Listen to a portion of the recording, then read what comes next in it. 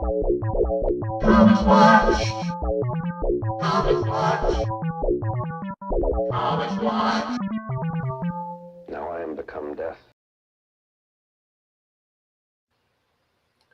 Hello, everybody, and welcome to Comics Watch, the one show on YouTube where we're talking about comics, and yet somehow Wonder Bat is still not canon. It never will be. Exactly. So, Jared, unless you have any headlines you want to talk about, I figure we will just go straight in. The one thing I want to talk about real quick is you linked me to this. Apparently, they're doing another Marvel DC crossover. Yeah, that it's confirmed. It's not like rumor. It is confirmed by the company. So I'm like, interesting. That should be interesting. I actually might check that out. Did I you just see, by the way, that apparently Mattel got the rights to make all the DC action figures? I didn't hear about that. Yeah, it just happened yesterday, I think. So it looks like McFarlane is not going to be the action figure guy for DC. Well, maybe they'll have some premium stuff. We had the New York Toy Fair over the weekend, so that's why I like a lot of news drop. Like, there's a bunch of Pioneer news that is beyond the scope of the show. But, yeah, so let's just go straight into it. We are talking about Daredevil Born Again. Because I like hopping on algorithms. Again. So yeah, we're doing the typical YouTube thing where major shows coming out. Let's review this and tie it into hop into the algorithm. But honestly, I've been wanting to review this for a while, and if you notice the Comics Watch intro, it has scenes from this book, so it was foretold. So you're saying that it was Born Again? I'm going to be making those puns all the time. Yes. So Jared, what were your thoughts on this? I dug it. This is very Frank Miller. Good Frank Miller. This is Frank Miller at his best. This is good. This is not, I'm the goddamn Batman. Oh, we keep our masks on. It's better this way, Frank Miller. This is good Frank. This is Frank at his peak. All right. And the art is by Mazzucchelli, and what's interesting about him, he's the artist for Batman Year One. Yeah, another Frank Miller work. Yeah, so it's pretty dope stuff. And the coloring and shadow work of this is actually really, really, really good. Yeah, this was made, you can tell this was made before computer coloring. Because the thing about pre-computer coloring is they pretty much just flatted everything, and the inks are doing a lot of the heavy lifting for the shading. Yeah, and it looks great. But really so the other thing I really like about this, going into the art as we go on through this, is I like obviously with Daredevil, you kind of need the red in there, and when Daredevil shows up in his suit, it's really bright red. It pops. Yeah, it very much pops. Yeah, exactly. So, it's kind of funny. We just talked about DC and Marvel doing a crossover, and then we have the Batman Year One creative team on Daredevil. Isn't that interesting? Yeah. Speaking of crossovers, I just want to say this. The fact that we have never gotten a Daredevil TMNT crossover is criminal. Oh, yeah. Technically, we did the first issue of TMNT. Technically, that counts. If only, it'd be kind of funny is if they redid the origin, like the shot of Daredevil of Matt getting the chemicals in his eyes, the camera pans, and there's some turtles falling into a sewer. They obviously TMNT is not Marvel, so they won't actually show up, but it's like a nice little homage to, oh yeah, remember this? Yeah, if I was a creator at Marvel and I was doing a Daredevil issue and I did a flashback to his origin, I would suddenly say, and in the background, we can see some turtles get washed, like literally just put it in the background, have them get washed in the sewer. Into a Avatar: The Last Airbender reference with someone saying, "My turtles!" My lion turtle. Yeah, exactly. So the other thing that I really like about this, and the thing that Frank does really well when he's writing like these types of characters like Batman, is the introspection that the character like does throughout the story. Like you understand like Matt, and then in like Dark Knight Returns, Bruce's mindset throughout the entire story, because basically the summary of the story is Kingpin utterly destroys Daredevil's life, and then Matt has to rebuild it. You could say he is born again. And by the way, there is a crap ton of organically placed Christian allegory in this, and I'm like, I see what you're doing here. So let's touch upon that real quick. So, Jared, you yourself are religious yourself. Catholic, you can yes.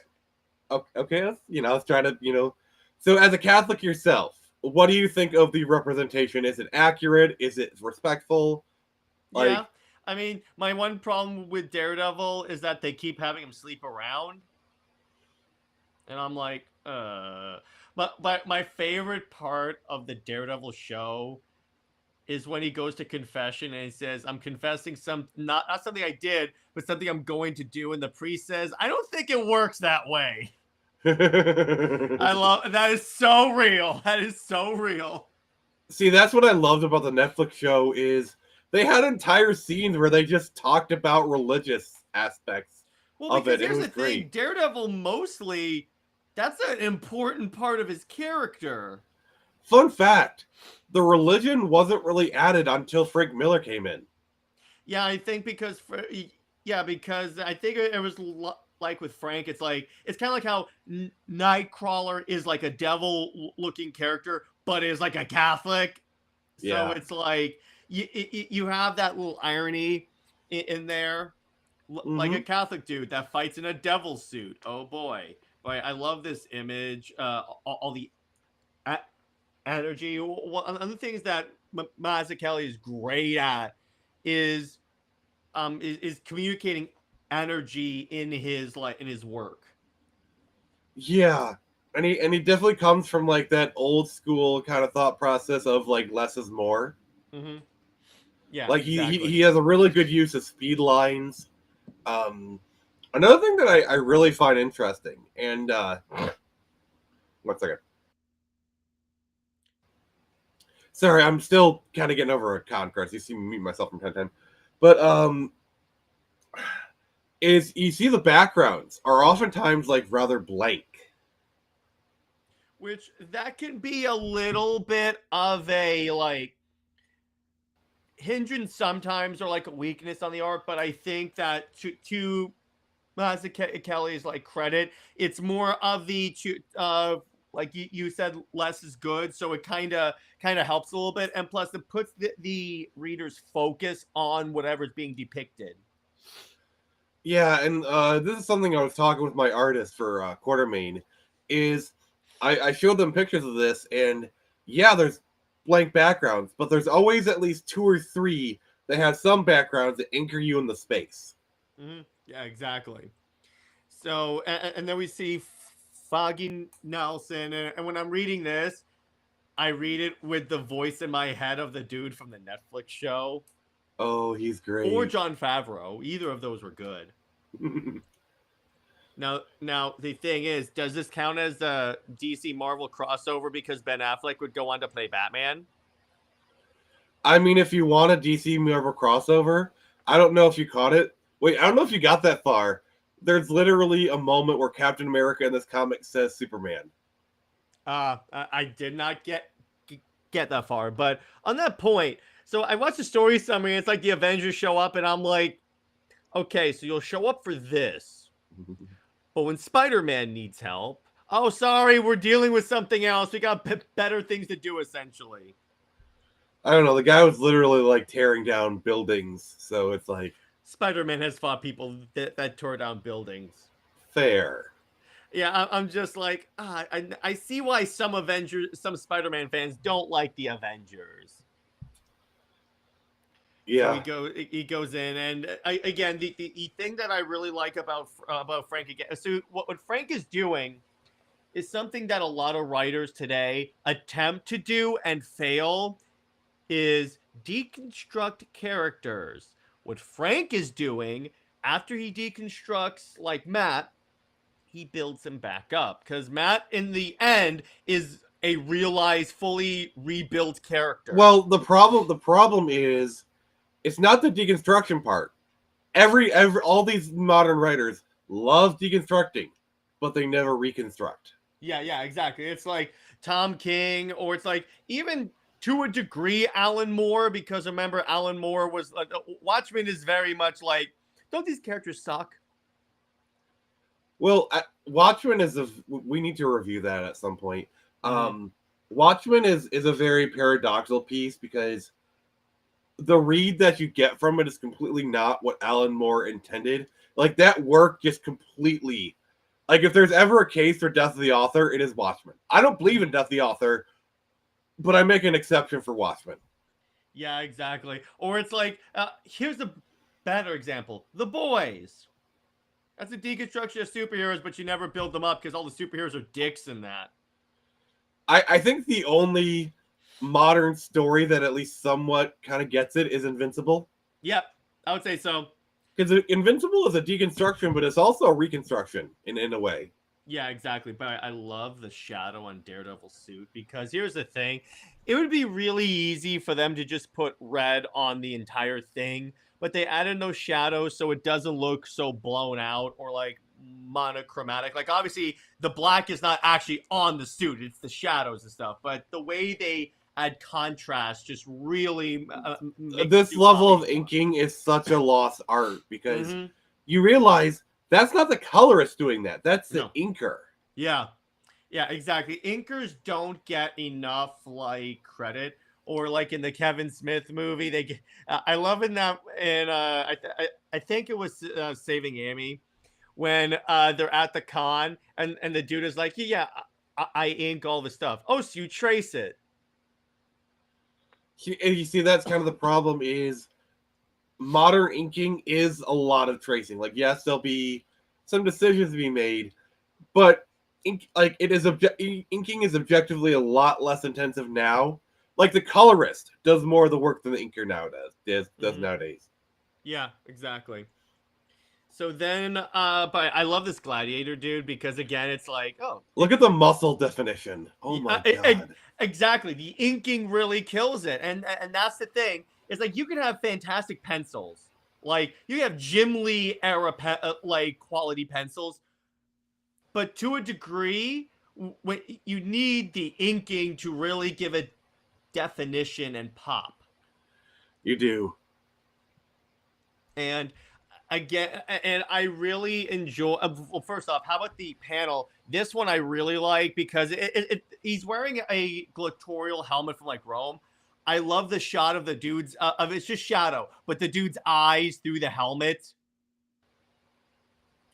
Oh, most definitely. And I love, like, look at the shield. Like, without inking, it'd just be a standard disc. But the way they do it, it gives it, like, such a roundness to it. Oh, my God. I love how we're just gushing over the inking and instead of actually reviewing the book. This is great. Well, because here's the thing, a lot of it, and what's cool about this book that I really like, you notice how Frank Miller writes best when he's writing characters without powers? Yeah. I think he's one of those writers that needs like grounded characters. Granted, I think he wrote Superman pretty well, but here's the problem.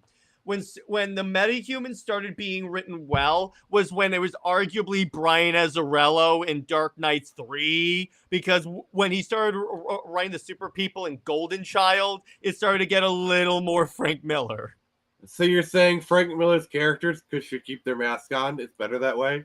Yes. We are going to always have that. Okay, as for those who don't know, that is a running joke for Comics Watch because we reviewed All-Star Batman and Robin, and we just that is the core part of the lore of the channel. Yes, it is.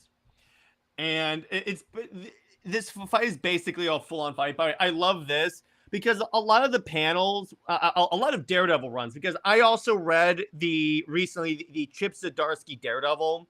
And Barry, the artist on that is the same one for the newer Ultimate Spider-Man.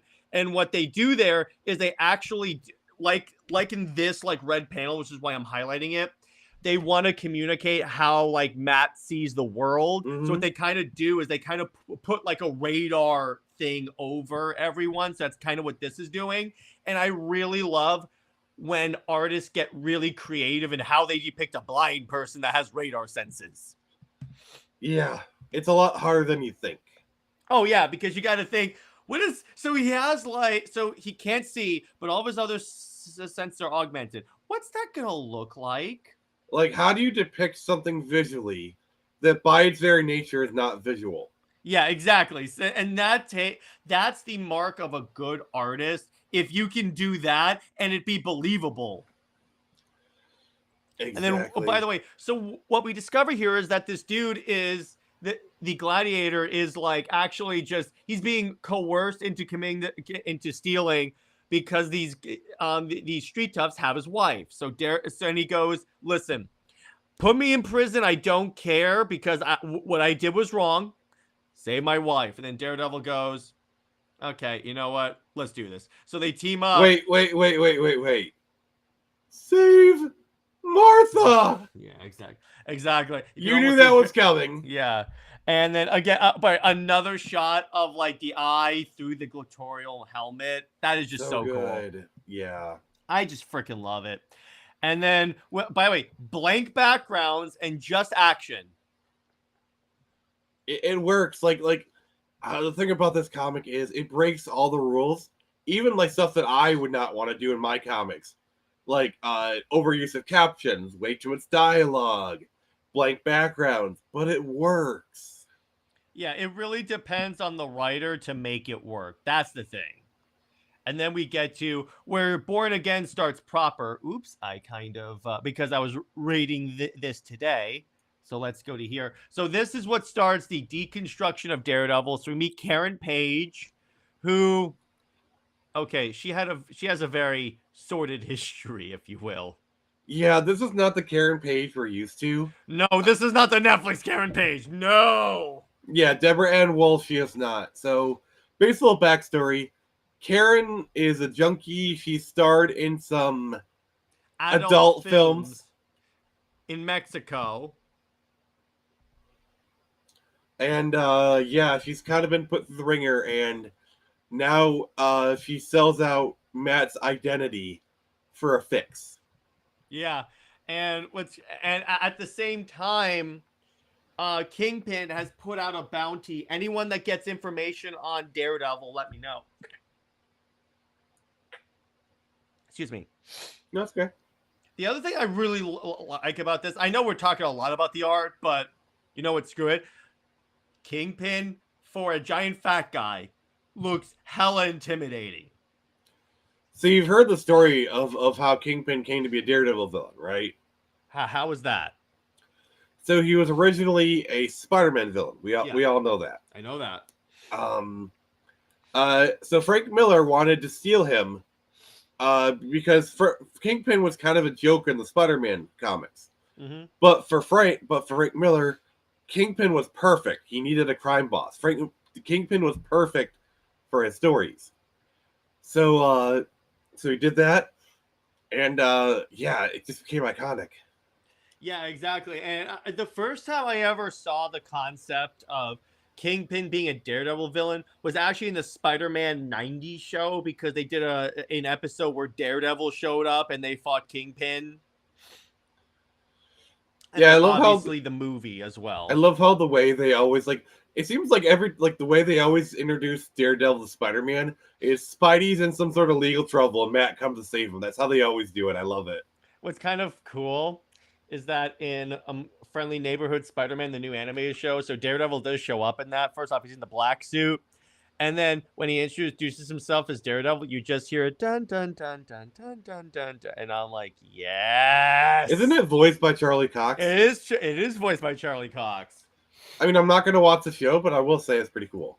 Yeah, and it's actually a really cool episode. But anyway, so what we see a lot of this, and what we see like a lot in this, and speaking of like Christian allegories, is the allusion, if you will, yes, I know words, to the death and rebirth of Christ.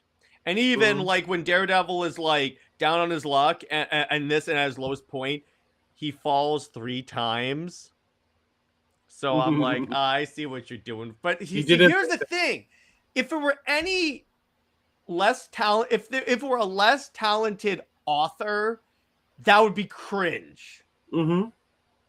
But with Frank, he makes it work in this. Yeah, this is Frank Miller at his creative peak. That's why it makes this work. Yeah, this is peak, like Dark Knight Returns era Frank Miller. And what I mean by that is that this is before he went nuts with like Aspar and like all the other stuff.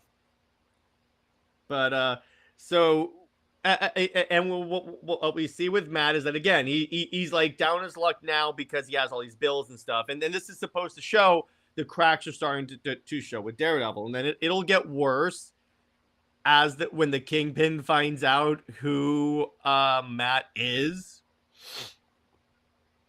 and then so we keep going. And again, by Daredevil in the snow, that's actually really dope. And I love the way comics back then depicted snow as like just white streaks on the page. Yeah, it's kind of a bit of a lost art, I'd say. Yeah, it definitely is. And we see Foggy, and then Daredevil visits this dude. By the way, I like this. I think it's kind of funny. So you know how like that move that like Catwoman does where she cuts open a small circle in like a window? Matt just uses a scalpel. And I'm like, does that work? Not really, but at some point, who cares? Yeah, it's comic booky stuff. And so Daredevil gets like, so this dude fights Daredevil. Matt dips. And then the guy essentially tells a Wilson, hey, I was just like attacked by Daredevil. You'll get my son the operation, right? Because that's what like Kingpin does. He uses leverage to get people to do what he wants. That's why he has all this power in the city.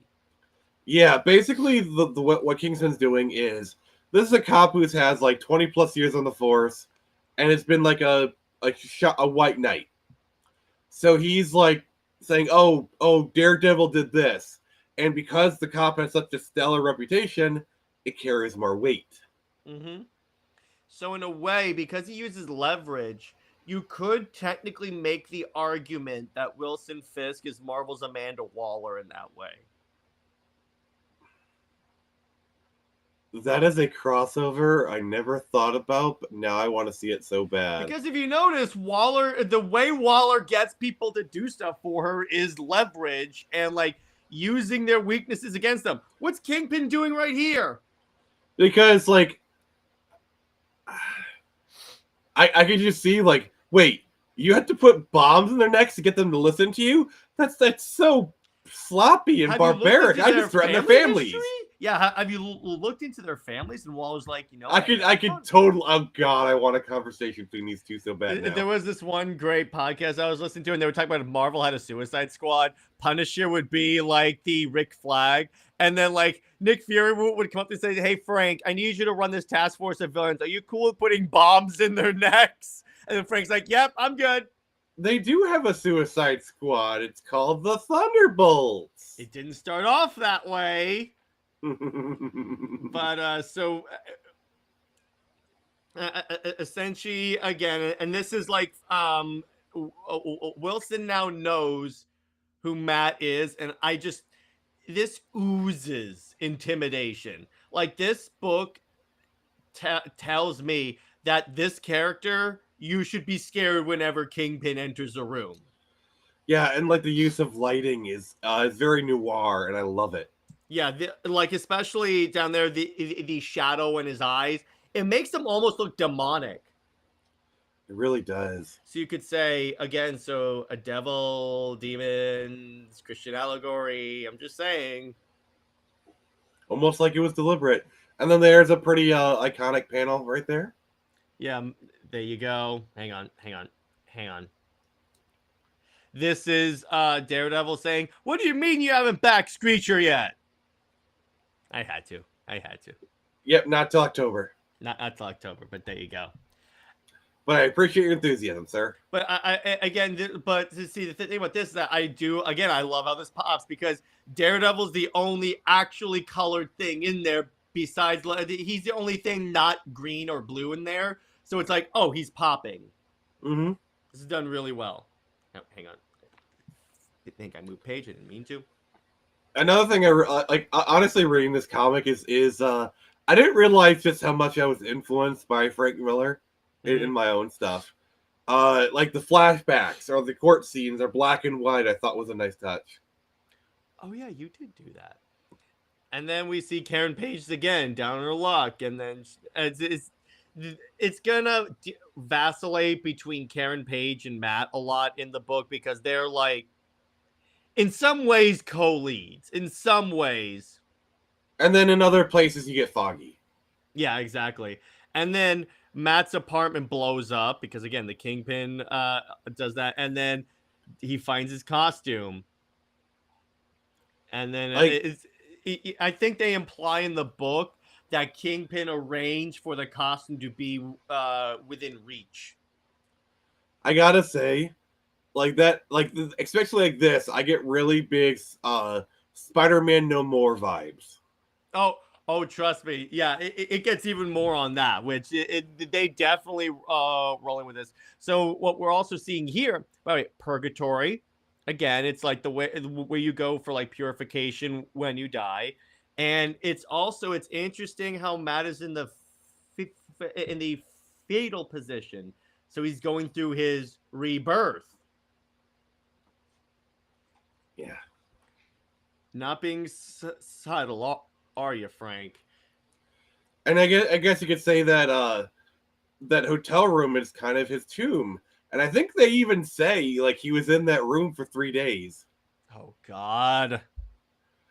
So Jared, would you like to explain what the meaning behind 3 days? Lazarus, that's all I have to say. But it's also or it's like Jesus was in the tomb for 3 days.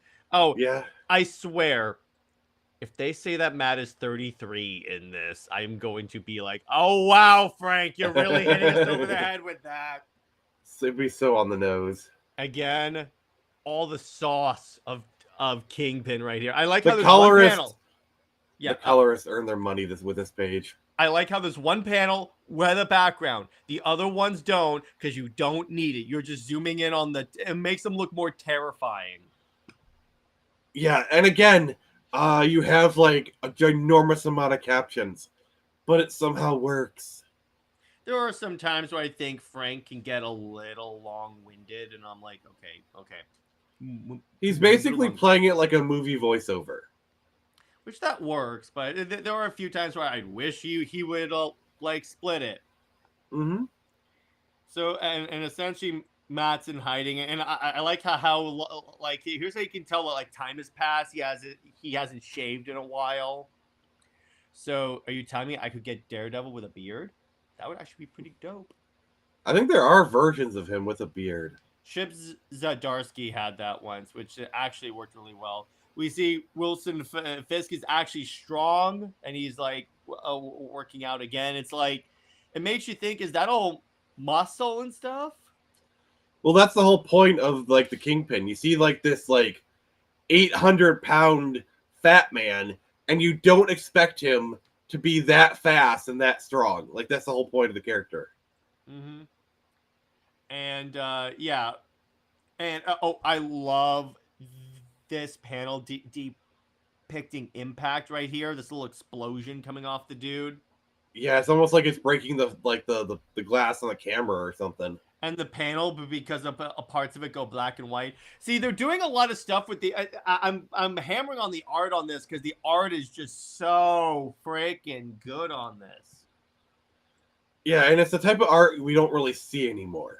Oh, here's the Spider-Man no more kind of thing. Him walking away from. Yep. Yeah, it's a phone, but you get what he's trying to like reference here. Oh, for sure. And then again, there's Karen Page there. Again, heroin addict that kind of exposed Matt's identity and got him bombed. And so Matt goes and fights Kingpin and gets his ass kicked, knocked out, and then wakes up at the bottom of the river in a taxi cab. Yeah, I love how like this is the thing I love about the Kingpin is yes, he's a physical threat, but he's also a mental threat because that dude can plan. And then I love, this is my favorite part of the book, when Kingpin thinks he won, and then they tell him there was no corpse, there was no body in the car, and he goes, "There's no corpse. There's no corpse."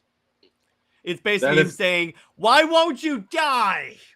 It's like, and I love, because like after this point, he gets panicking. He clearly starts to panic.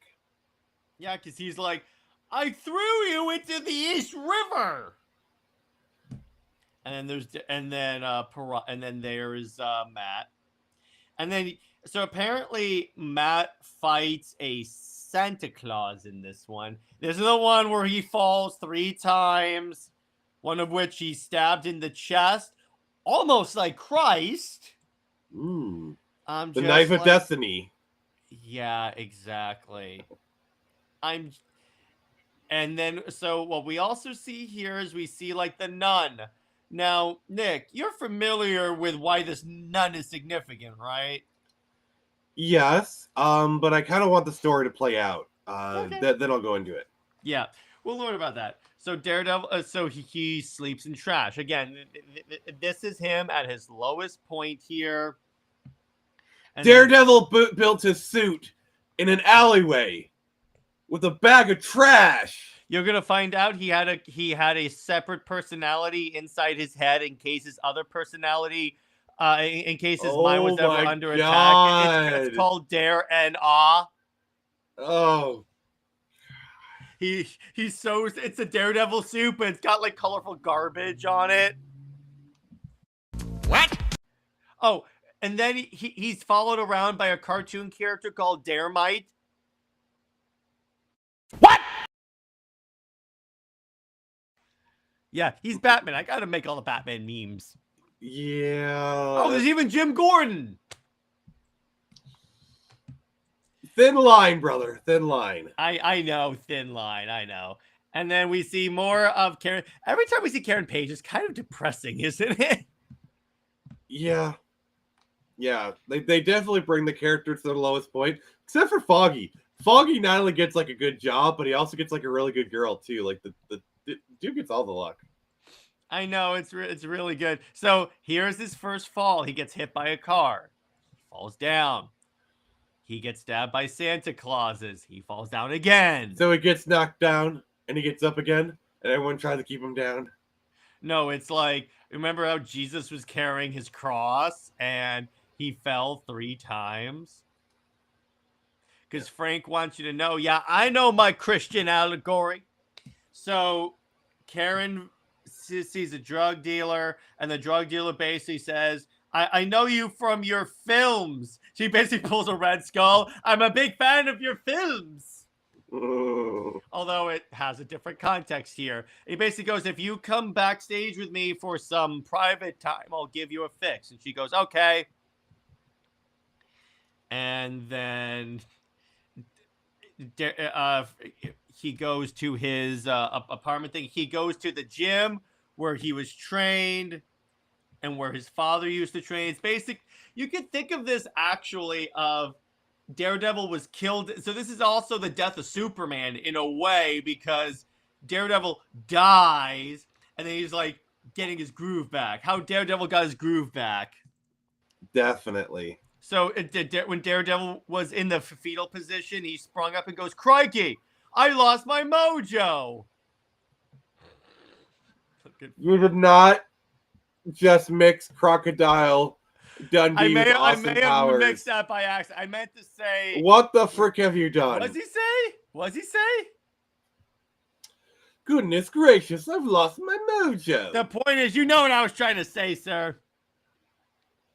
You are so cringe. And then we said, Pieta. Another Oh, famous this is painting. beautiful.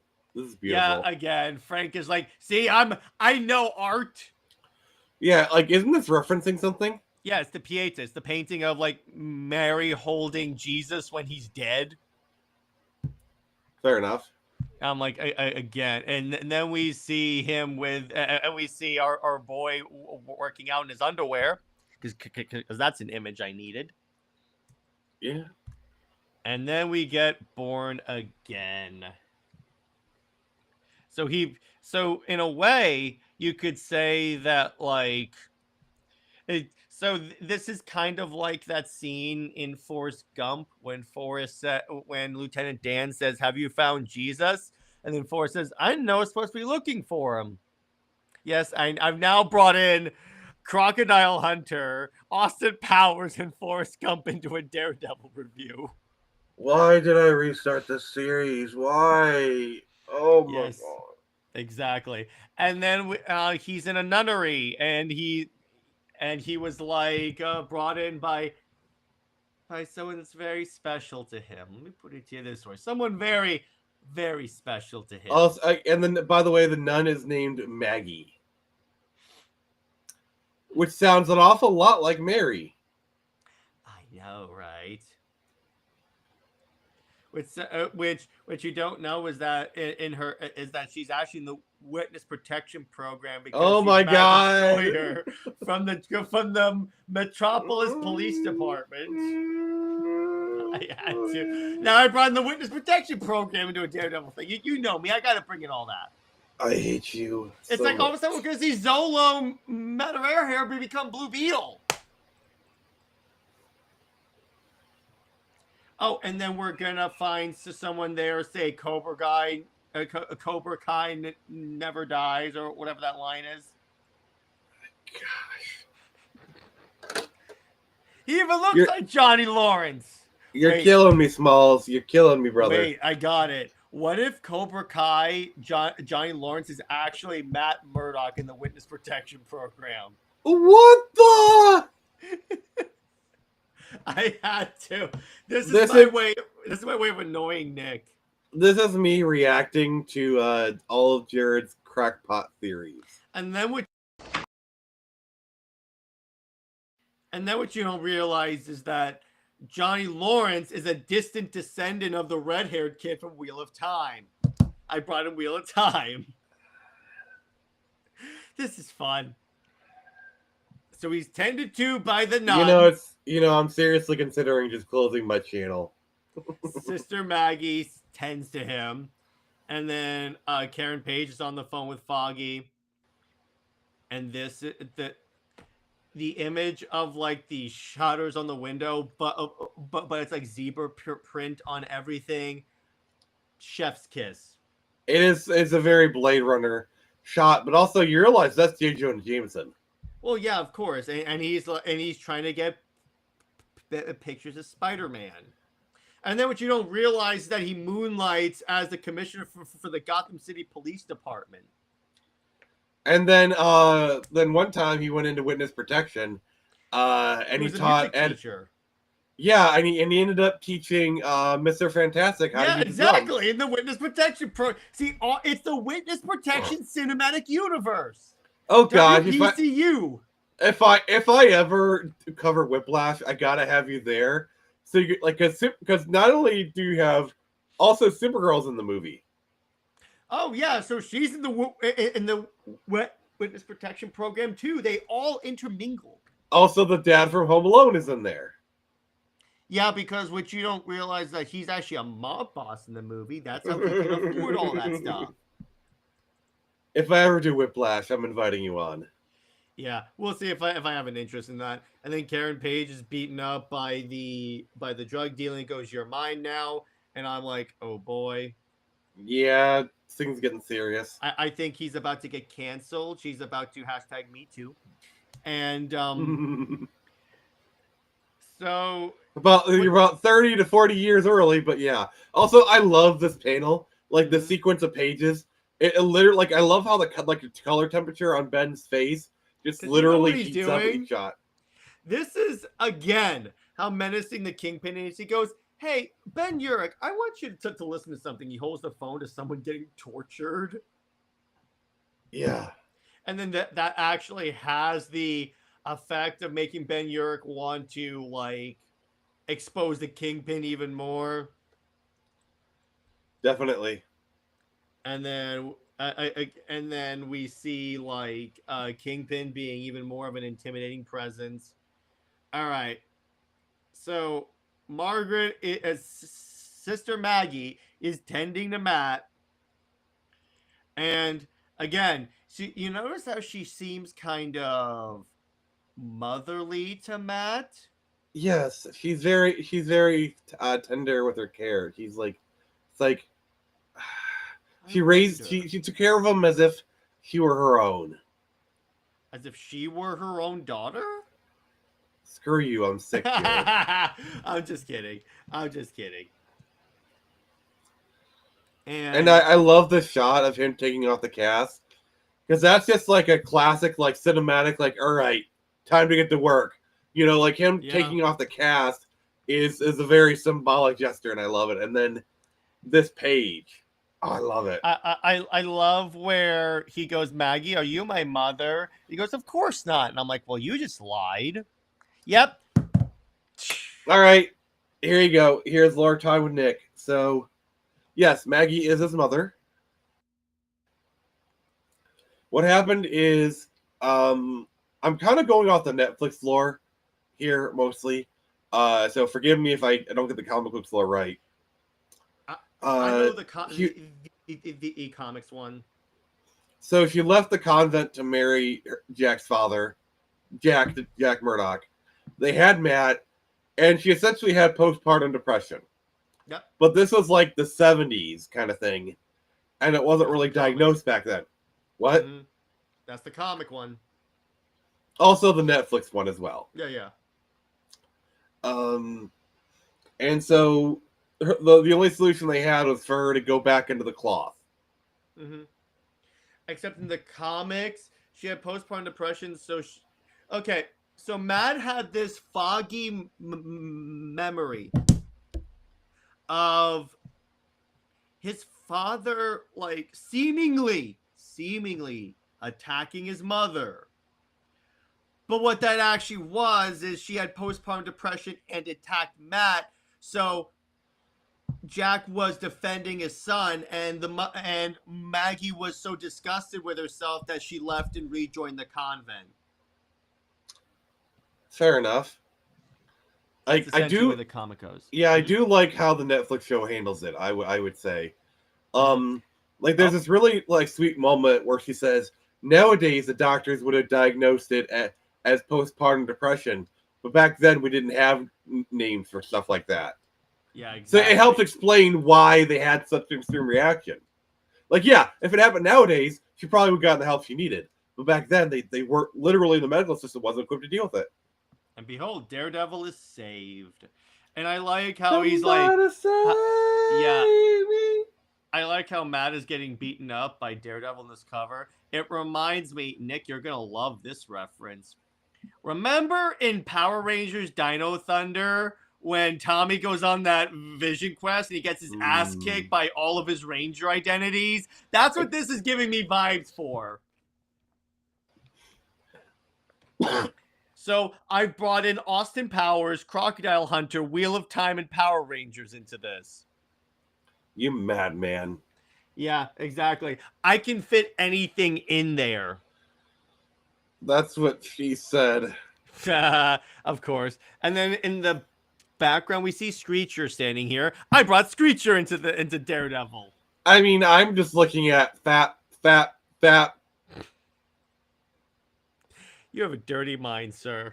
I mean, you just figured that out, sir. He's like, where's Elektra? I'm sorry, I had to.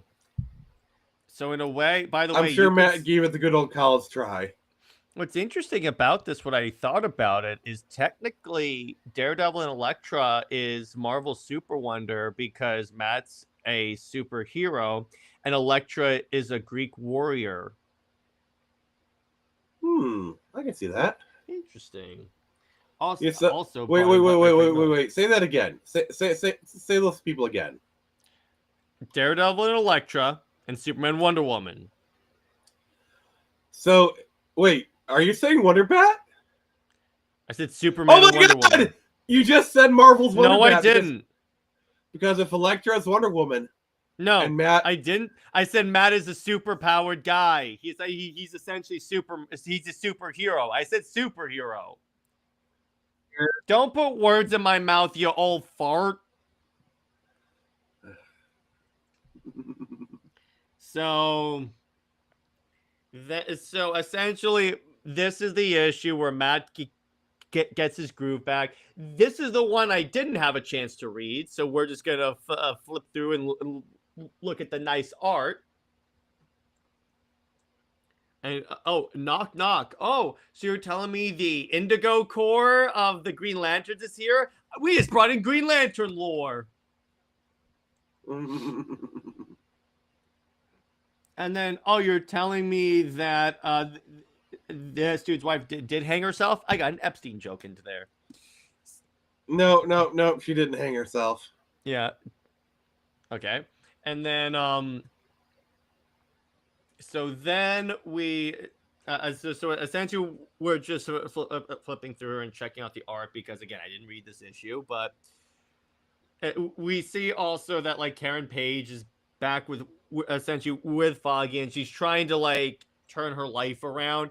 So, again, it's, you see both these characters, both these characters are the protagonists, Matt and Karen in this, but they can't call it Karen Page because her name does not sell books.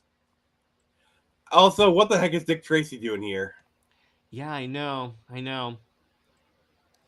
And so I like how Daredevil shows up, beats the crap out of him. We get the dope contrast of a dude in red in a white snow. Nowadays they would have like Daredevil in a white suit. So they did greatly expand upon this in season 3. Mm-hmm. They basically had Dex, aka Bullseye, wear the suit and masquerade as Daredevil for a good part of the season, and they had Matt in like the black suit.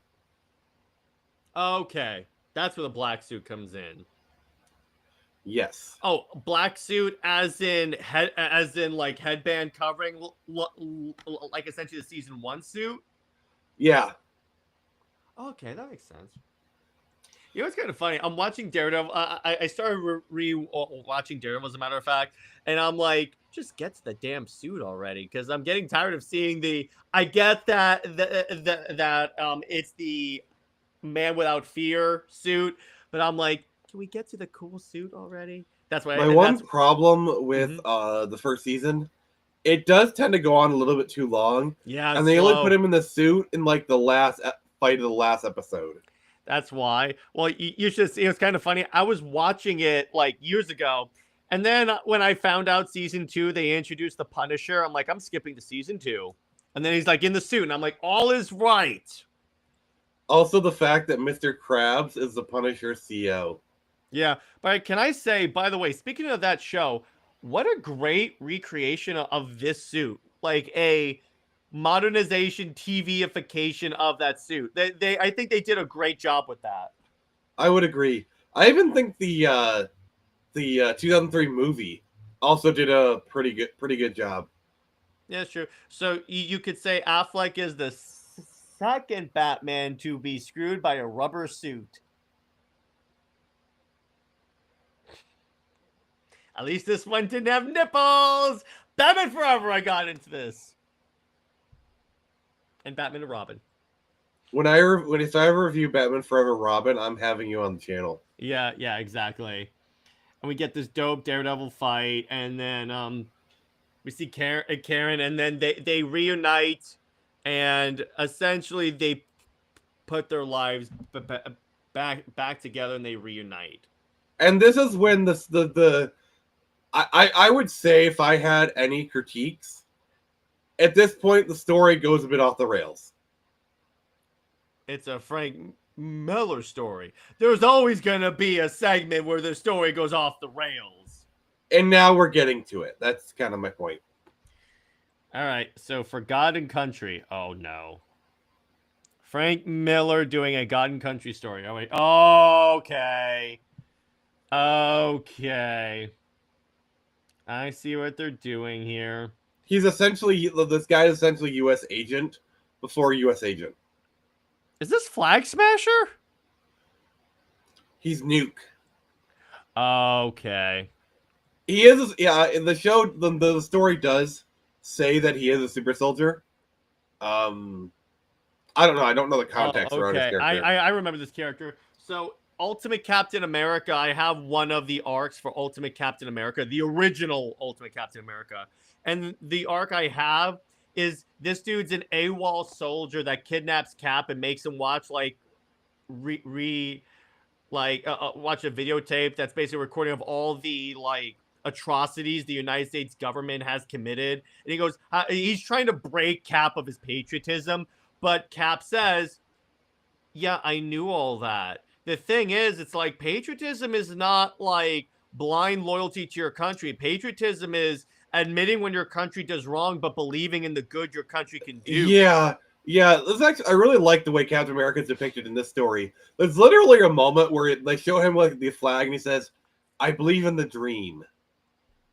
Yeah, exactly. You don't have to support everything your country does. Also, the guy miscalculated, because if he wanted to break him, all he had to do is show him one showing of Justice League, or just make him watch The View for any amount of time. That would break God. anyone. So, yeah. So essentially, this is kind of like everything stabilizing, sort of, and then Frank just shows up and goes, "Nah." And then we see Daredevil is shaving his beard. Oh, man. Why is not going to lie, Karen looks really good in this shot. I'm sorry, I got to say it. Yeah, I'll give you that. But why also, she stole his costume. It's like if girls can steal hoodies, I can totally see girlfriends stealing the suit. Also, Matt says to Karen, where is my super suit? Where is my super suit? I'm sorry, it begged to be said. I love that movie. That's such a good movie. Second one, not so much. Second one was kind of both repeating the same plot, but also like, what?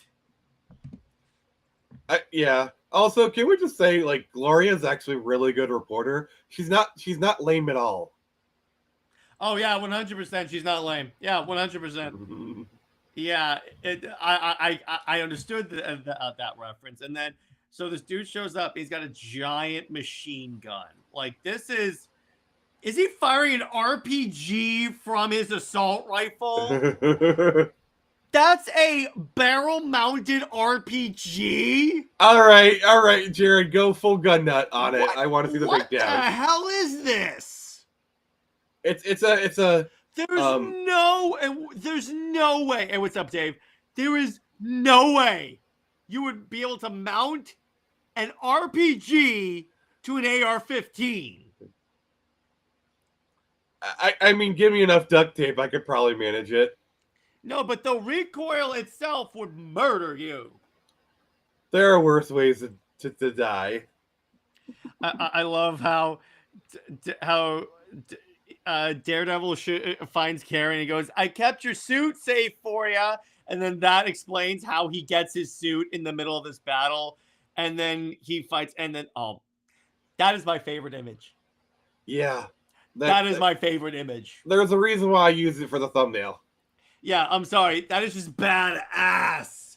That's like that one image in Batman Gotham Knights, the animated show, where he's walking through the fire and all the criminals are looking at him like, holy hell. Yeah. Yeah. How much longer does Born Again go for? I think it should be done by this point. It's almost done. Yeah, good. Because, yeah, okay, there's Cap. There you go, dude. He's the man. I think there's like maybe two or three issues left. The Star-Spangled Man with a Plan. Yeah, I like how like Daredevil's like, all right, I'm gonna try this. Ow, gonna try this. He Ow. fires another RPG. Like somehow he reloaded his rifle-mounted rocket-propelled grenade. This is literally Frank says, and he has a giant-ass gun. Draw a cool gun. And he fires like a grenade from it. Okay, so RPG. Okay, I'll just mount that. This is like in Deadpool 2 when Cable just straps shit together and makes a gun. I mean, you can mount a grenade launcher. The stuff Grenade like launcher. Here's the interesting part, Nick. He literally has a grenade launcher mounted to his rifle as well. Oh god. So he has a 203 grenade launcher and an RPG on it. So we've had men drawing women, and now we have non-gun people drawing guns. And then this is the moment where I'm like, oh great. The Avengers show up. By the way, I love the Silver Centurion Iron Man suit. Mm-hmm. And there's Thor. And yeah, it's over. But okay, I have to say this. They show up for this guy, but when Spider-Man is fighting city-destroying threats, where are these guys?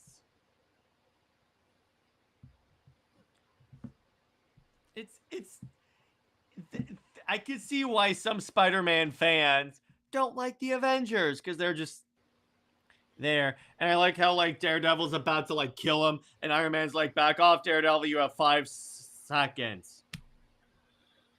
Yeah, I do like how the Avengers, like, they kind of grudgingly respect Daredevil. Well, of course, they kind of have to. And then there's Karen. She's obviously looking better now that she's gone clean. And that's what I love about the panels is Daredevil's like, all right, I can smell Cap. He's obviously laying a trap. Oh god, he's already outmaneuvered me. So you know what I'm gonna do? I'm gonna walk right into the trap. Spring the trap. Yeah. So in a way, he's Obi-Wan Kenobi. I brought Star Wars into this review. Oh god. Yeah. And then, so what's interesting about this is the dude says that Captain America is like, so the conversation is, Cap goes, Daredevil, I mean you no harm. What do you want? The man last night, who is he? You didn't ask your employers? He goes, they aren't my employers. They said he's a terrorist. He's no ordinary terrorist if that's what he is. No, he's too good at it, and he's too well made. He's basically saying he's a super soldier. He goes, what's it to you? And he goes, he's wearing the flag on his face. I love Daredevil. I hadn't noticed. The blind guy's like, I didn't know that. And I love like the next shot of Cap. Like that is such a beautiful shot. Yeah, exactly. And then we see like the general is like actually like under the Kingpin's control. Again, Kingpin has his fingers in a lot of pies. Mm-hmm. And then Cap goes, I'm loyal to nothing, General, except the dream. And it's like, I love it. There was a story where he found out that the president was a supervillain. It was a supervillain disguised as the president, but Cap didn't know that. That's when he became Nomad. And then eventually he decides, you know what? America's not that bad itself. Yeah, that's actually honestly my favorite kind of version of Cap, where he believes in the ideals of America, the people, but not necessarily the government. I find that to be the most compelling. Yep, that's true patriotism right there. And then Cap does research into the whole thing, sees that he was a super soldier. We get information on Cap's story as well, and the dude escapes, shoots everyone, and takes his super soldier pills. And Daredevil and Cap go and confront him. I love Cap. He just bashes him into the wall with the shield. And then I love the dude's face. He's like, oh no. The shield hits him, and then the wall just shatters. He just got capped. There you go. That's a good one. That's a good one. I have my moments. Few and far between as they are. Hush. Oh, you just brought in Batman Hush into this review. Oh, God dang it! Ha ha! That was not me. I got played. I love all the action scenes, and then we see a bunch of Spaceballs. How many assholes we got working here? I just brought Spaceballs into this review. Ha ha! I said across her nose, not up it. Yeah, exactly. She's gone from suck to blow. Oh. And they do a high-speed shit chase to try and find this dude, and they find him, and he's kind of dead. And then I love this. I love the bottom panel of Kingpin. He looks very like demonic. And then we see everything's all good. Karen Page is healed. And then I like where he goes, my name is Matt Murdock. I was blinded by radiation. My remaining senses function with superhuman sharpness. I live in Hell's Kitchen and do my best to keep it clean. That's all you need to know. The end of the story. That's it. He's like, that's all you got to know about Matt Murdock. And now he is born again. Yeah, exactly. So you could say he rose again, and now he's going to go find his disciples. So as far as ratings, I would give this a 9.5 out of 10. Yep, solid. Frank Miller at his peak, but even Frank Miller at his peak, sometimes he can't get out of his own way. It's like the craziness with like the flag guy was just a little bit over the top. Mm-hmm. But just a really the story is iconic for a reason. Yeah, exactly. And what's kind of funny is like Comic Pop actually called this story Born Again as Daredevil's Dark Knight Returns. It's like when people think of Daredevil, if they know any type of comics, if they have a surface level connection, they know the words Born Again go with Daredevil. Yeah, every hero, every comic at least has their most famous run. For Teen Titans, it's Judas Contract. For Batman, it's 50 different things. Superman, it's Death of Superman. They all have their iconic runs. Mm-hmm. And this is Daredevil's. Yeah, 100%. Frank Miller will always be associated with two characters, Daredevil and Batman. Ironically, the characters most like each other. He keeps the mask on because it's better that way. Better that way. Now all we need is Frank Miller to write Moon Knight, and then he'll really be writing Marvel's Batman. Oh gosh, imagine 90s Frank Miller writing Moon Knight. He could write him like Zur-En-Ah, because that's kind of what Moon Knight is. So what rating would you give? 9.5. The art is superb. The writing is really good. And it's all in all, and the Christian symbolism is done respectfully. That's I'm hypersensitive about that in today's world, because when today's creatives do it, they make it a mockery. Yeah, we're not going to get too much into that kind of thing, but one thing I like is you can tell the creative team went on to do Dark Knight Returns, because this plays out like it is a prototype, and a lot of the characters, like Ben Urich, David, when he went into Dark Knight Returns, he basically just took his Ben Urich design and gave it to Gordon. He didn't do Dark Knight Returns. He did Year One. Well, Year One, his Gordon design is almost identical. Pretty much that. Yeah, that's why I said when we came to Ben Urich, I'm like, okay, and Jim Gordon walks in. Yeah. Art style is very similar. That part's not a complaint. The lighting, they definitely serve as mirrors to each other, I would say. Yep, that works. I love it. All right, so for the rest of the stream, we're just going to talk about just kind of regular, just kind of comic stuff. So if you got any questions, please let us know. Please put in the comments there. Before we do that, I'm going to pay some bills. So I'm monetized, and I have memberships. And that means I need to shout out some members. If you would like to be a member and get your shout out, it's only $5.99 to be a torchbearer. And so I have 3 people. There is Jason Ingram, JB, and some cold-hearted bastard named Jared from Comix League. Yes, who somehow brought Austin Powers into a Daredevil review. Yeah. So thank you, not you, Jared, but also thank you, Jared, for being a member, and you can too. So, yeah, what's kind of your opinion on Daredevil, Jared? As a character, Yeah. he's one of those interesting characters that Marvel has because it's kind of interesting how with Daredevil he rarely has horrible runs.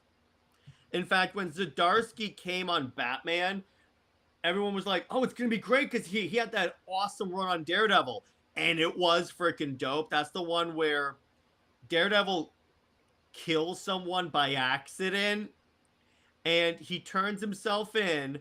At the same time, he's being like hunted by like a cop that like has a real like hate for vigilantes. The cop starts to like turn over to his side. In fact, the cop's gonna be in the Born Again show, and he goes to prison, but because of everything he's done for like the city, he's allowed to have his hood on in the prison because it's better that way. And this is when Daredevil, this is when Elektra becomes Daredevil, but she sucks at it because she's like a little more brutal than that. And she's like, okay, Matt, yeah, she basically tells him to get off his ass because she's like, I suck at this job.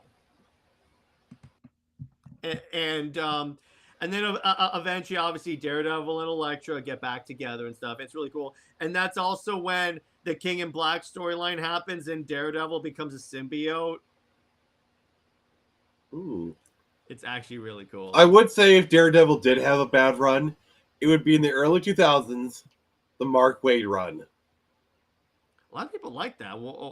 Why is that like... They do that stupid, oh, they out his identity and all that stuff.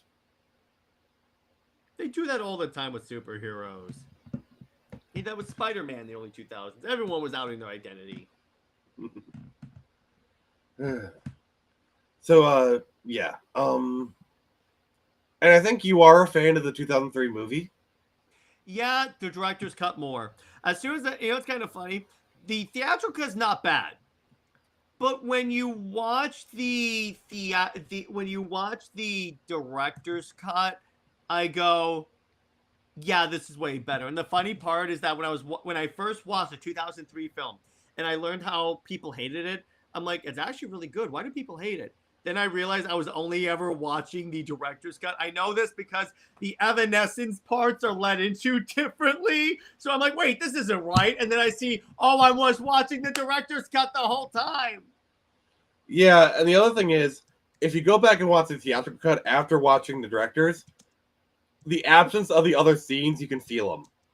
Yeah, because here's the other thing that, like, the director's cut puts in. You may think it's like minor, but it actually does a lot. So obviously Matt and Foggy are friends. And the thing about it, in the theatrical cut, they talk shop exclusively. But in the director's cut, they add more of like the banter and like friendly ribbing that you get, and that sells a lot for like telling you that these people are friends. Yeah. Also, the director's cut adds in a lot more connective tissue. Like, it strings together a lot of the plot. Like, the plot points make a lot more sense because there's a lot more of the connective tissue. Like, for example, Karen is in the movie. In the theatrical cut, she's literally just in one shot, like 0.5 seconds of the movie. But in the director's cut, she's actually responsible for like a key moment. They kind of pull a "Who Shot Mr. Burns" kind of thing. Mm-hmm. Which, yeah, but by the way, that was played by Ellen Pompeo, who'd go and play on Grey's Anatomy. Yeah, exactly. And see, the other thing, so you know what I did? After watching that movie, I watched Elektra. Oh boy, is that a mistake. Because I was curious, morbid curiosity. I watched it and I was like, yeah, this sucks. Why is this so bad? I've tried to watch it like so many times. It's just boring. It really is, and it doesn't really feel like Elektra at any point. So I'm like, why do I care about? Like, literally, you could have called the movie Alias and have it be an Alias movie, and that would have made more sense. Yeah, it's like Yeah, and I'm just like, they barely do the ninja thing, and I'm like, it's kind of Elektra. So I'm like, what are you doing? That screams of, yeah, I'm an Elektra fan. I read one comic where she does one thing, and I'm like, that's all. That's all her character is. Yeah, I that's another thing is I really liked how the Netflix series did Elektra, which by the way, that actress would make an amazing Talia. Yes, yes, 110%. Yes, she would make an amazing Talia. Like, oh my god, she has like the mannerisms, the act, like she would be She perfect. kind of was Talia when she was playing Elektra on that show. I'm like, oh, okay, there you go. The only other thing is, we're talking about like, I feel like the actress for Nissa on Arrow would have been a good Talia. She pretty much was Talia, but you know. Yeah. She would also be going. She was also in the show Spartacus. She was good in Spartacus. That's such a good show. Oh god, yes. That's like if Gladiator and 300 had a child. Spartacus, a TV series, right? Yeah.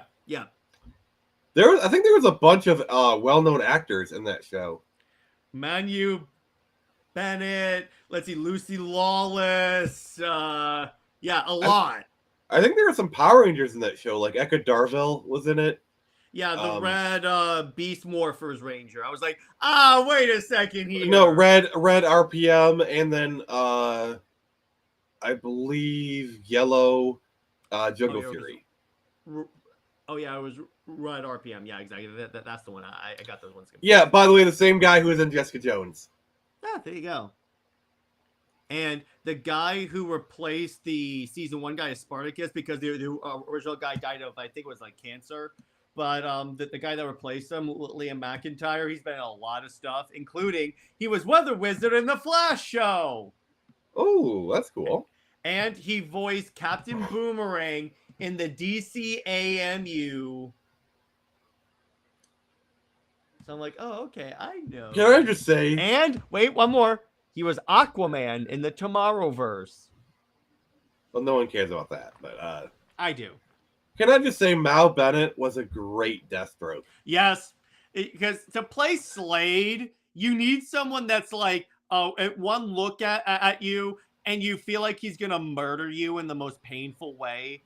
And I'm sorry, Manu Bennett has that look. Even in that Spartacus, menacing presence down pat. Even in Spartacus, when you look at him, because the way it works, the way Spartacus works is that, so he's like, so at a certain point during like Roman times, the Romans would like enlist the men of certain tribes to come and like augment their army. So Spartacus like fought with them, but then disobeyed because the guys they were fighting were going to go attack their village. So he's like, so he deserts, and then he gets taken to be a gladiator. So Manu Bennett is Spartacus' owner's prize gladiator, and then he goes through his own character arc because he's also in a secret relationship with Lucy Lawless. So Deathstroke is having sex with Xena, the warrior princess.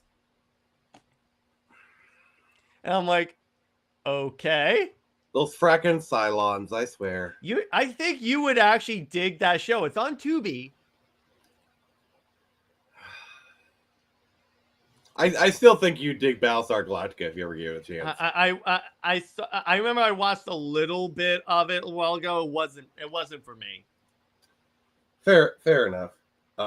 Still better than Halo though. Oh yeah. I gotta say, we're talking about like Deathstroke actors. I really didn't like the one on Titans. He was kind of weak, in my opinion. Did you watch the whole season? I mean, it's season 2, yeah. You watched the whole season? Yes, and I feel like he didn't really have that intimidating presence. To a degree. I thought his suit looked great. Yeah, and like what's funny is the Ravager in Titans is better. Arrow, I don't know what they were doing. What the hell was that? I'm like, what? I love Summer Glau, but oh my god, did she get a bad hand? And I'm gonna tell you this: Joe Manganiello would play a fantastic Deathstroke. Like the small bits you see him in the Snyder cut, or like he's talking to Batman, he goes, "You sure it was a good idea to bring him along?" Or like when he's talking to Lex, he goes, "You said you have something I want. You better not be wasting my time." Just that crazed look in his eye is like, it's kind of funny. If you pay attention, as he walks up, Lex's bodyguard puts her hand on her pistol like she's getting ready to draw on him in case he does anything. What I wouldn't give for a Teen Titans Judas Contract movie set in the Snyderverse with Joe Manganiello as Deathstroke. Well, he was gonna be the antagonist for Batman for the Batman villain. What that was gonna be, he was gonna take over Arkham Asylum, and then Batman was gonna have to fight through essentially like the Arkham Asylum game and fight all of his villains to get to Deathstroke. Oh, let's hope he finds all the Riddler trophies. Yeah, exactly. Oh my gosh, that was so annoying. If I were the filmmaker, I would literally just put one in the background or like have one in a display case. I got it. Here's what I would do. Here's how I do this and give an FU to Rocksteady. Batman comes across a Riddler trophy, picks it up and goes, "Nah," throws it over his shoulder. All right, so since we're on the topic of Rocksteady, what do you think about the rumors that they might be doing a Batman Beyond game? Well, according to at least Gunn, he said he has had conversations with NetherRealm and Rocksteady about making DC games. So first off, that confirms that Rocksteady is safe from being shut down. So anyone saying they're going to do that is like, no. But in terms of that, they're on thin ice, though. They are definitely on thin ice. 100%. They are 100% on thin ice. Particularly considering the fact that Wonder Woman's cancellation is being attributed to the massive loss of Suicide Squad. What? Because they lost so much on that and multiverses. They can't, and they had probably invested a lot in Wonder Woman. They're like, that's not Wonder Woman's fault. Nothing Warner Brothers does makes sense, Nick. But in terms of going back to Batman, that's a good idea. Plus, you can, if it's Batman Beyond, it's set after Suicide Squad. So my idea of Suicide Squad becoming a bump is realized if this is true. And you could just, and also if you set this after Batman's death, you don't have to worry about recasting Kevin. Yeah. I mean, what you could do is you could use archive audio from the Batman Beyond show. Literally, Kevin has done so much stuff, like Batman Beyond, lots of stuff. Like basically, what I would do is have Terry McGinnis find the Batcave. Yeah. Yeah. I mean, it's either that or you bring in Damian. Or here's the other thing. We could have it where Batman does die between Suicide Squad and Batman Beyond. Nightwing becomes Batman, and Nightwing assumes like the Bruce Wayne like role in Batman Beyond for this thing because of the unique circumstances of Kevin being dead. Because that way you also homage like Battle for the Cowl when Dick Grayson was Batman, and then you could have a line where he's taking Terry under his wing, he's training him, and he goes, "And I thought Damian was a pain in the ass as my sidekick." And there you go. And I would love it if at one point you talk to Amanda Waller, and she's like, "Oh yeah, wait, what's this? Oh yeah, that's when Brainiac attacked Metropolis. We don't talk about that." And you can like have the different suits from all the different games like on the Batcave wall. That's the cool thing. That's one of the cool things about Suicide Squad is that when you're in the Batcave, you could see all the different suits of the Arkhamverse. They even have the armored DLC suit that you had for Arkham Asylum, and they could have that. And it would be kind of cool if for skins you can use all the Arkham suits. Because when you think about it, there's not that many variations on the Terry suit. No, there's really not. So you would kind of have to do to like add in other skins. I'm surprised they never did a skin for the Damian Wayne Batman from Batman 666. That is surprising. Because it could be because it's Damian and not Bruce. But then again, the blue and gray, the gray and black suit from Arkham Knight is the Dick Grayson Batman suit. Didn't Damian in the Beyond timeline become the current Ra's al Ghul? Yes, he did. Hey, you can have him show up in that. Like after, like at some point he stopped being Robin and then went and became like that. And then, what would Jason be doing in a Batman Beyond timeline? So Barbara's a commissioner, obviously. Obviously, there you go. Tim's a construction worker. And then he's jacked and he becomes absolute Batman. And his coworkers say, "Oh, he's got some killer jokes." God damn it. Tim's a construction worker, and then they go, "Oh, don't worry. It's not like the Joker's going to return at some point." I knew it. You were setting me up so well for that. You could just have Jason became like Jason is the head of Argus. Or he's like a private security contractor. He's basically this versions of Deathstroke kind of thing. Essentially, yeah. Okay. And you could have like homages to all the different Arkham things. Like in the free roaming world, maybe you can go to Arkham Asylum. And what they should do is that as you fly over it, it kind of plays the Arkham Asylum theme. It's admit it, Nick, when you were playing Suicide Squad and Batman shows up and they play the Arkham Asylum theme, that was kick-ass. I have said this. I do not like Suicide Squad, but I did think the Predator sequence was well done. And I thought about it. You know how Batman watches us for so long in that game? Imagine if he actually attacked us if we got close. Like he would ambush us at random points. So the entire game was that. Okay, if I ever do another playthrough of Resident Evil 2, I want to turn Mr. X into Batman. Basically, I do a Leon playthrough. I'm just hunted by Batman the entire time. And you could have a skin that Leon is the Joker. I could do that. Or here's what you do. You mod it so it's Barbara in the wheelchair and then Mr. X is the Killing Joke Joker.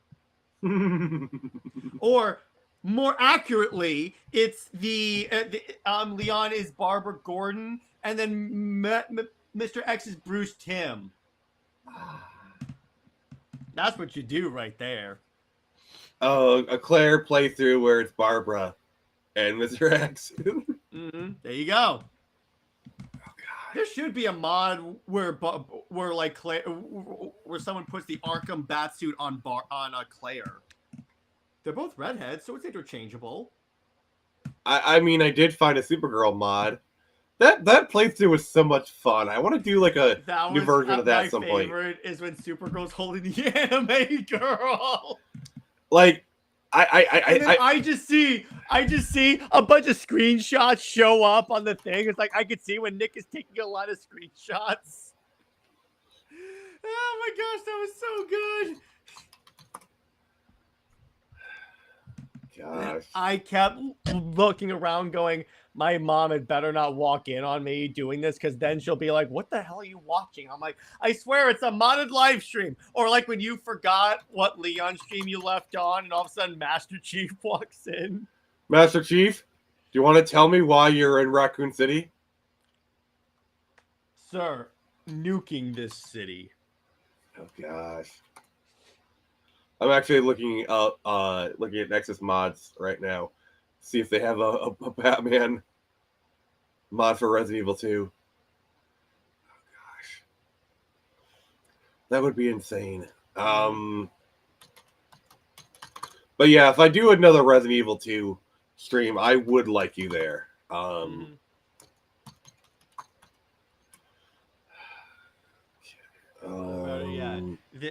So Claire would be Wonder Woman, and then Master X is Tom King. Josh. Did you just call me Josh? I said, oh gosh. No, you said Josh. Wait, does that make me Drake? Okay, damn it. Yeah, I gotcha. All right, so you want to be Drake Bell. All right, it's all good. You heard it here, folks. Oh my god. It was at that moment. You're the one that wanted to be Drake. It was at that moment. He knew he effed up. Because when you think about it, if I'm Josh, then eventually down the line, I get to act in Red Dawn with Thor. Oh, that crappy remake. I liked it. I thought it was cool. Huh, so there's no Batman mods for Resident Evil 2, at least the ones I can see, but that would be fun, honestly. Have Mr. X be Batman. That would be good. Oh, wait. What you do is you make it so, like, just leave Leon, but Master X is just the James Gunn Superman suit. Just the suit. Just the suit. Just no head, no hands, just the suit walking at you. I know there is a mod that replaces Mr. X with Dr. Disrespect, which now it has a whole new context. Yeah, I know. But I love where every time we're like you were playing, I'm sitting here, X gun, give it to you. I think I had that for like one stream, and my favorite mod you've ever done is the Skyrim mod where the dragon was Macho Man Randy Savage. I am so mad because that was such a cool stream. Because like I had Deadpool as a companion, Pikachu. I glitched out the game. Like the game actually aired out on me, so I had to stop it. But I had Morgan Freeman as the character, and I think I had Caster like doing like the Morgan Freeman voice. Oh god, I need to redo that one. That's great. Like Morgan Freeman as Black Man. I had and I even teased Jared because like I had the Batman suit. Then I got the Wonder Woman companion. Yeah. Well, at least you couldn't marry her yet. Well, let me just get an amulet tomorrow. I'll fix that. I won't be on that stream. Yes. So we're gonna wrap it up here. Jared, any final thoughts? I've been born again. All right. Well, on that cringe note, thank you for joining us, everybody. We will be back next week for a thrilling episode of Comics Watch. We're talking about how fandoms need to chill out and just tolerate each other. Because too much infighting, it's getting pretty stupid, and we need peace. And on that note, screw you, Jared. I hate you.